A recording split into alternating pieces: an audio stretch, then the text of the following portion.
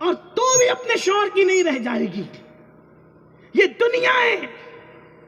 اس لیے کب تک روٹیاں بیل بیل کر کے نماز کا وقت ضائع کرو گی؟ شوہر کے لیے کھانا بناتی ہو، بچوں کے لیے بناتی ہو، ساس سسر کے لیے بناتی ہو، بہت اچھا ہے.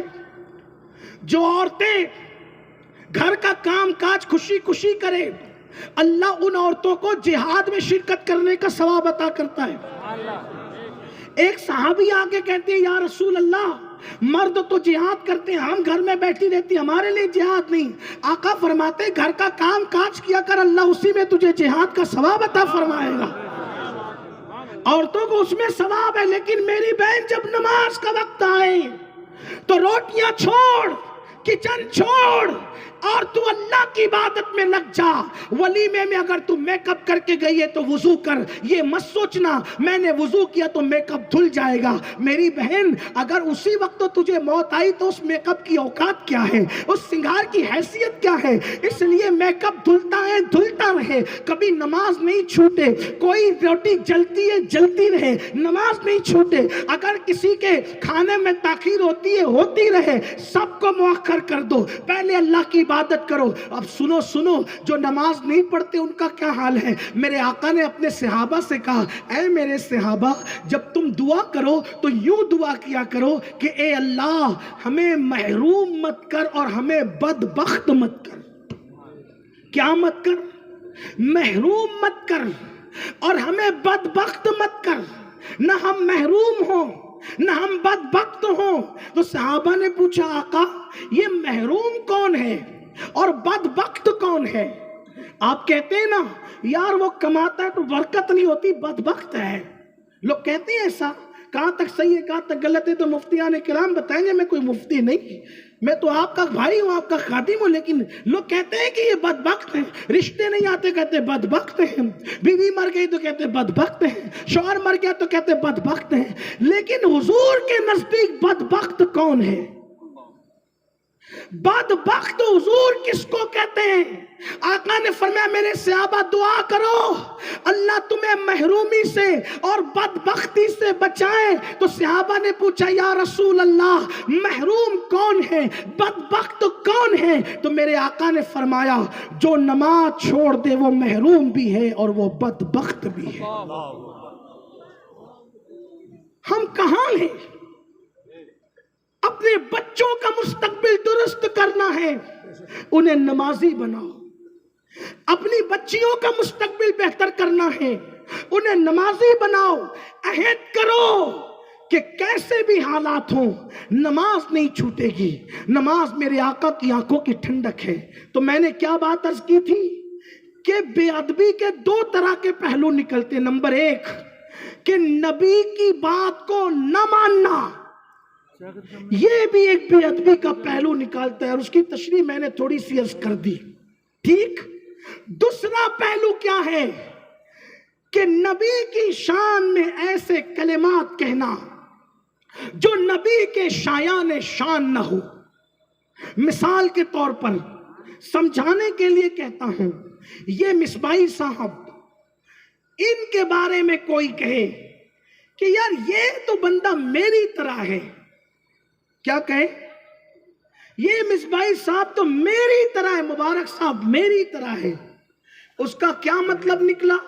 یہ مصباحی ہے، مبارک پور اشرفیہ سے فارغ ہے، عالم ہے. اب ان کو کوئی پان دکان چلانے والا کہے کہ میری طرح ہے تو اس کے دو مطلب نکلے. توجہ کرنا، غلط کہوں تو آپ ابھی اٹھ کے بات کر سکتے ہیں یا جلسے کی بات کر لیں. اگر آپ بہت زیادہ باادب ہے، اللہ کرے ایسا ہی ہو کہ آپ جلسے کے بعد ہی کریں تو زیادہ اچھا ہوگا، رکاوٹ نہیں ہوگی. میں آپ کو بات کرنے کے لیے تیار ہوں. دو مطلب نکلے، بلکہ آپ سمجھ سکتے ہیں، میں کوئی غلط نہیں کہہ رہا ہوں. نمبر ایک کہ آپ بھی مصباحی ہو، آپ کہہ رہے ہو کہ یہ تو میری طرح ہے، میں ان کی طرح، مطلب آپ بھی مصباحی ہو، عالم و اشرفیہ میں پڑھے ہوئے ہو. ایک مطلب تو یہ نکلا. اور دوسرا مطلب کیا نکلا کہ جیسے میں پان دکان چلاتا ہوں مجھے کچھ نہیں آتا، ویسے ان کو بھی کچھ نہیں آتا. یہی مطلب ہوگا. دو مطلب نکل رہے ہیں، ایک یہ، ایک یا آپ بھی عالم یا یہ آپ کی طرح ان پڑھ. یہی مطلب ہوا اس کا. بولو بھائی میں زبردستی تو نہیں کر رہا ہوں نا، میری عادت نہیں بلوانے کی، بولو بس زبردستی نہیں کر رہا ہوں، یہ مطلب نکلا کہ نہیں؟ تو یہ میری طرح مطلب کیا کہ میں بھی عالم یا یہ بھی ان پڑھ، یہی مطلب ہوا۔ اب اگر کوئی نبی کے بارے میں کہتا ہے کہ نبی میری طرح، تو مطلب اس کے کیا نکلتے ہیں؟ ایک مطلب تو یہ نکلتا ہے کہ جیسے معاذ اللہ میں نبی نہیں ویسے یہ بھی نبی نہیں، بولو یہ بھی کفر ہوا اس اعتبار سے، یا پھر یہ کہ جیسے یہ نبی ہیں ویسے میں بھی، بولو کتنا بدترین معنی بنتا ہے۔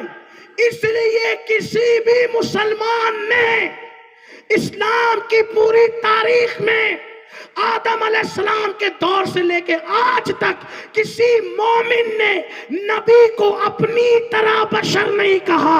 جب بھی اپنی طرح بشر کہا گیا، کافروں نے نبی کو اپنی طرح بشر کہا، مومنوں نے نہیں کہا۔ اور مومنوں نے کہا تو کیا کہا؟ مومنوں نے کہا تو یوں کہا، وَأَحْسَنُ مِنْكَ لَمْ تَرَ قَطُّ عَيْنِي وَأَجْمَلُ مِنْكَ لَمْ تَلِدِ النِّسَاءُ خُلِقْتَ مُبَرَّأً مِنْ كُلِّ عَيْبٍ كَأَنَّكَ قَدْ خُلِقْتَ كَمَا تَشَاءُ۔ بولو وہ ہماری طرح بشر کیسے؟ اس پر 100 سال سے جھگڑا ہو رہا ہے۔ میں کہتا ہوں امت کو اتحاد کی ضرورت ہے میرے بھائی، لڑنے جھگڑنے کی ضرورت نہیں ہے۔ اس امت کو متحد کرو، ایک ہی انداز ہے، ایک سادہ سیدھا انداز۔ پوری قوم متحد کیسے ہوگی؟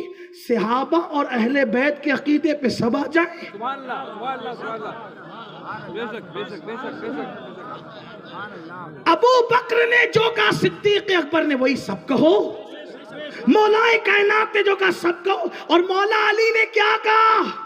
حضور نے ان کو اپنا بھائی کہا۔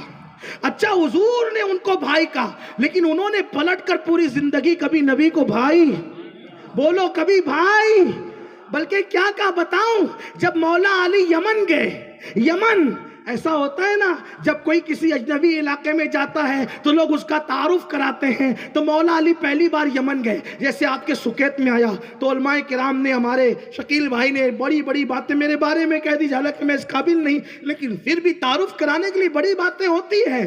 لیکن مولا علی کے لیے تو ہو بھی نہیں رہی تھی بڑی باتیں، کیونکہ وہ تو بڑے تھے ہی۔ اور لوگ کیا تعارف کرا رہے تھے؟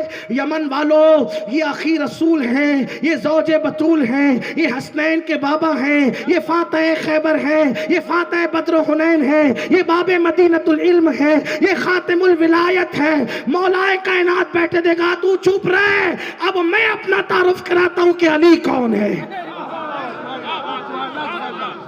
او تعارف کرانے والے تو چپ رہے، میں آج بتاؤں گا یمن والوں کے کہ علی کون ہے۔